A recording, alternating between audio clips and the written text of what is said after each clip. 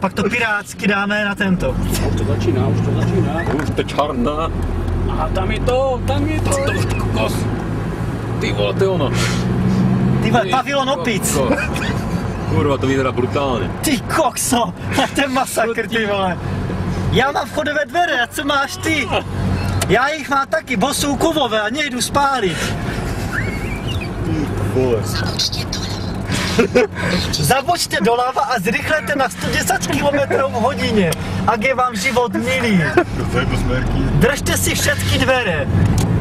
Takže mi hodí nějakou zapan. Zámko? Máme dobré úmysly, napal jsme nechali doma. Dajte sa vleva, ty koksovo.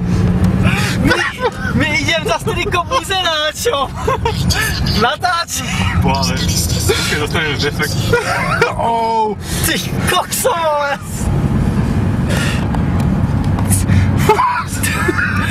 To je zlé, toto. Ty kokso do prdele, ty vole. Kurva. No toto není jedno. Pojď tam opravdu dostane. Už nás zablokují. Pičo, vole. Ty vole, chlapi, jako to měl být vejlet a kurva. Sociální pracovníci. Já to tady radši orvem ty gumy. Ne, já nikam nezabočujem. Ty, to je To je masakr, ty vole. Ty Ježkovi v oko. Pane Kocáb, přijeďte, to jste ještě neviděl. A oni tam se hraje na gitare.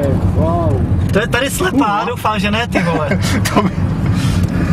Já idem aj po trávníku, já to nebudem riskovat. Vole. Ty kokso, vole. Šatí drve. Ty vole. Ale jiné je to vidět, to Ukrajiné. To nic nevidno. Tu už jsme to ještě raz mali jíst. No to vidíme, že se dostali k cílu, vole. Tady je taková tma, že není ani vidět, ty vole. Počkej, toto jsou nějaké luxusné byty. Toto vyzerá dobře, ale henky. No, kokos. to je ještě jak tak. To je vilová čtvrť. Ale hen tam vzadu ten je rozobratý úplně. No tam ten. Chlapi, takhle to vypadá v Bělehradě, ale prostě tady nebyla válka. To jestli ty kurvy zničili sami. Chlapi, já nejsem rasista. Mestský stavebný podnik, tam ještě nějaká reklama. Ty vole. Ty kokos. To je tak hen ten je rozobratý úplně na kašu. A to chodí MHD. Tady chodí jenom konstrukcia z MHD, iba kolesa a motor.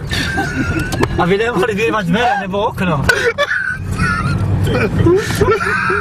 Ty vole, to je masakr. Nevíte, kto je autobus je na oných,